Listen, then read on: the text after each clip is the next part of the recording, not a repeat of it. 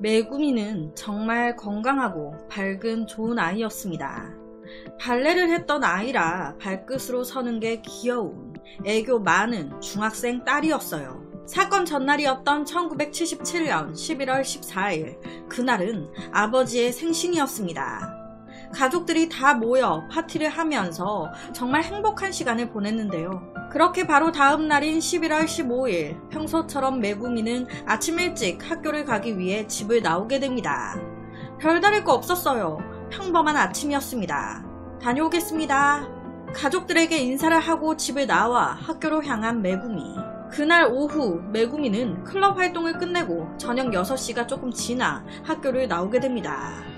그리고 메구미는 사라졌어요. 집에서 상당히 가까운 집 근처 골목에서 납치를 당한 겁니다. 늦은 저녁이 돼도 집으로 안 오니까 가족들은 바로 학교로 찾아갔습니다. 그런데 이미 메구미는 나갔다네. 이렇게 가족들이 애타게 그녀를 찾고 있던 이 시각, 메구미는 배 안에 갇혀 있었습니다. 무려 40시간이 넘게 배 안에 감금되어 있었고, 얼마나 무서워요. 집에 가는 길에 갑자기 납치가 됐는데 오만 별의 별 생각이 다 들었겠죠. 그러니까 이때 메구미 양이 막 울면서 살려달라고 배 선실 벽에 손톱을 너무 심하게 막 긁어대서 도착할 때쯤엔 메구미 양의 손이 뻘겋게 피로 물들어 있을 정도였습니다. 그렇게 학교 하굣길에 납치당한 그녀가 40시간 배 안에 갇혀 끌려온 곳은 바로 북한의 청진항이었어요. 북한에 도착한 메구미는 한 차에 올랐고 곧이어 한 집에 도착했습니다. 그 집에 도착하자마자 눈에 띈 건 바로 김일성의 사진. 그 집 안에 한 남자가 있었는데 그 남자가 이분은 이 국가의 지도자이시다. 그리고 이 여성이 오늘부터 요리도 해주면서 널 돌봐줄 거야 라고 말을 했다고 하는데요. 이에 당연히 메구미는 저 집에 가고 싶어요. 저 집에 못 가나요? 제발 살려주세요. 딸이 북한으로 납치됐을 거라고는 생각도 못한 이 메구미 양의 부모님은요, 정말 매일매일 다리가 움직일 수 없을 정도로 딸을 찾아 헤맸습니다. 북한 남성은 메구미 양한테 이렇게 얘기를 했었다고 해요. 우리 조선어, 북한말을 마스터하면 니네 가족들이 있는 일본으로 돌려보내주겠다. 이 말에 메구미 양은 필사적으로 조선어, 북한말을 공부하기 시작했습니다. 그렇게 무려 10개월이 지나고 한 여성이 메구미가 있는 집으로 들어옵니다.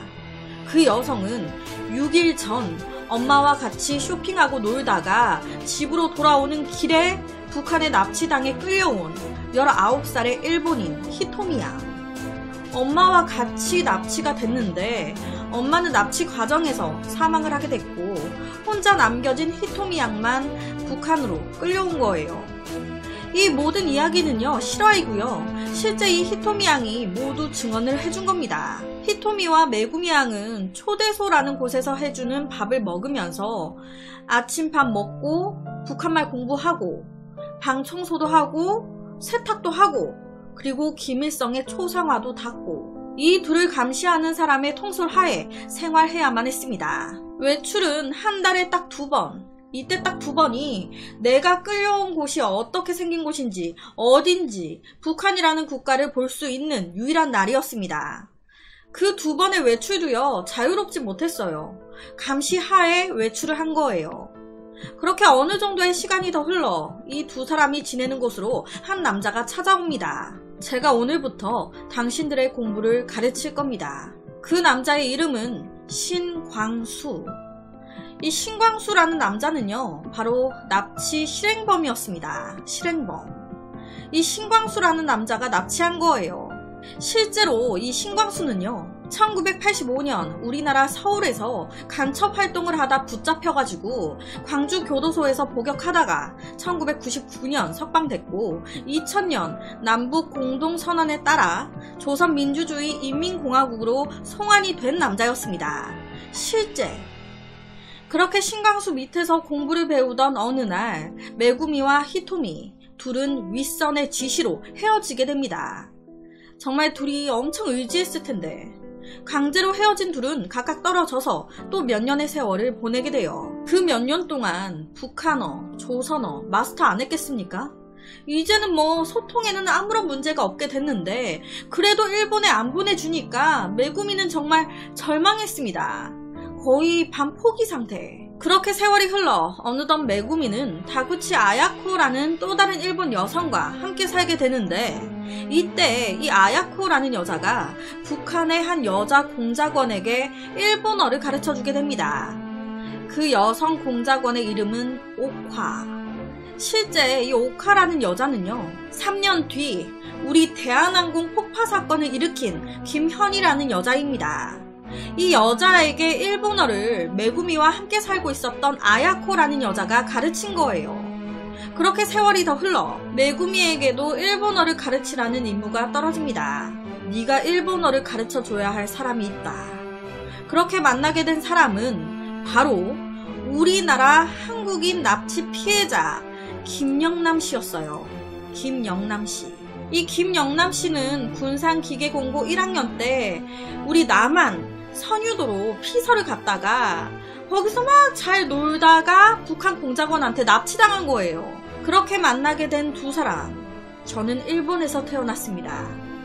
저는 한국 남한에서 태어났습니다. 그렇게 이 두 사람은 1986년 8월 13일 만나서 한 반년 만에 결혼까지 하게 됩니다. 옆에가 실제 결혼 사진이에요. 그리고 시간이 더 흘러 둘 사이에 김은경이라는 딸도 태어납니다. 김혜경이라고도 하는데 이 김혜경이라는 이름은 납치를 숨기기 위해 속이려고 북한이 이제 다른 나라에 얘기할 때 지어낸 가명이에요. 남편 역시도 김영남이 진짜 이름인데 속이려고 김철준이라고 가명으로 속여서 또 얘기했거든요, 북한이. 실제 이름은 딸은 김은경, 그리고 남편분은 김영남 씨입니다. 뭐 여튼 그렇게 딸도 태어나고 그렇게 메구미는 엄마가 됐습니다. 북한으로 끌려온 지 무려 10년째였어요. 옆에가 이제 결혼 사진과 딸 돌잔치 때 실제 사진이에요. 아이를 낳고 키워보다 보면 자신의 부모 심정을 이해할 수 있다고 하죠. 엄마가 돼서 아이를 키우면 키울수록 메구미 너무 엄마 아빠 부모님 생각이 나는 거예요. 미치겠는 거죠. 머리카락을 자르고 자해 시도까지 하면서 그렇게 메구미의 우울증은 나날이 심해지기 시작했습니다. 이에 메구미는 정신과 치료를 받기 위해 어렸던 딸을 동료 일본인에게 맡기고 병원에 입원까지 하게 되는데요. 그 이후에 메구미의 소식은 모릅니다. 북한은 병원에 입원했던 그 해 메구미가 정신병원에서 자살했다고 그렇게 주장은 하고 있어요. 북한은. 지금까지 말씀드린 모든 이야기는 지어낸 이야기가 아닌 모두 메구미 양과 함께 지냈던 히토미, 그리고 다구치 아야코, 그리고 남편 김영남 씨, 그리고 아이를 맡겼던 일본인 부부까지 이들의 증언에 의한 사실입니다. 실제로 일본 고이즈미 총리가 2002년 9월 북일 정상회담을 위해 방북했을 때 그때 김정일 국방위원장의 면전에다가 얼굴에 대고 바로 물어봤었대요. 메구미 양 어떻게 된 거냐고, 납치한 거 맞냐고. 그랬더니 김정일이 이때 의외로 되게 순순히 미안하다고 사과를 했었다고 합니다. 납치 인정한 거예요. 이에 고이즈미 총리가 그럼 메구미의 유골이라도 보내달라라고 요구했습니다. 그런데 이때도 김정일은 알겠다고, 그 유골 우리가 일본으로 보내주겠다고 순순히 약속까지 합니다. 그리고 얼마 후 북한 측이 자살한 메구미 양의 유골이다 라고 하면서 유골함을 보내와요. 그런데 혹시나 싶어서 그 DNA를 확인한 결과 메구미 양의 유골이 아닌 돼지 뼈로 확인됐습니다. 왜 메구미의 유골이라면서 돼지 뼈를 보낸 걸까? 메구미는 죽은 게 아닌 걸까요? 메구미의 부모님은 딸의 죽음 당연히 믿지 않고 있고요. 딸의 귀환을 위해 투쟁하다가 이 메구미의 아버지는 2020년 얼마 안 됐죠. 2020년 6월에 사망하셨습니다. 그리고 메구미의 남편 김영남 씨는 2006년 금강산에서 이산가족 상봉 형식으로 이때 어머니와 잠깐 만나셨었대요. 남한에서 고등학교 1학년 때까지 살았단 말이에요. 그리고 1학년 때 선유도로 피서 갔다가 막 잘 놀다가 갑자기 외간 남자한테 납치당해가지고 북한으로 끌려가서 가족과 생이별. 이게 무슨 일입니까?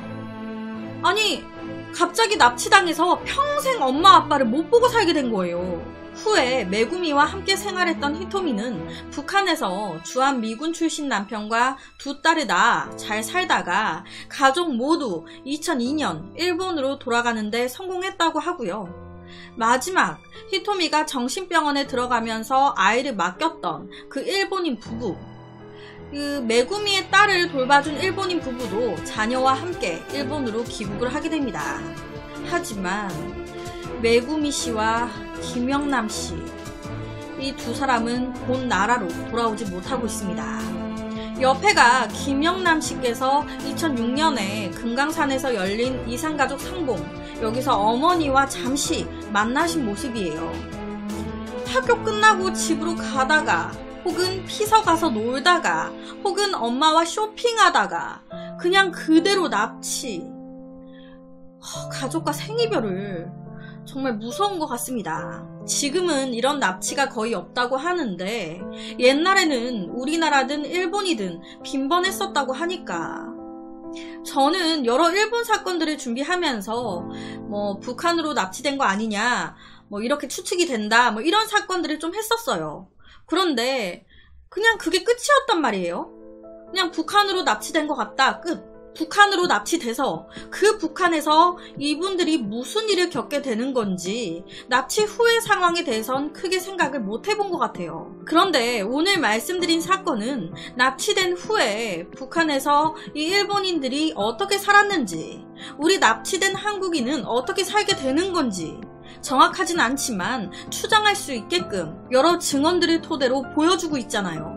들어보시면 아시겠지만 북한 가서 이분들이 막 뭔가 큰 임무를 한다거나 그런 건 없는 것 같은데 그냥 북한말 공부하고 일본어 가르치고 그러다 북한 남자 혹은 북한에 있는 사람 만나 결혼하고 애 낳고, 아니 도대체 왜 일본에서 북한으로 납치를 해가는 건지, 왜 남한에서 북한으로 이제 끌고 가는 건지, 정말 메구미는 북한 측의 말대로 정신병원에서 자살한 걸까요?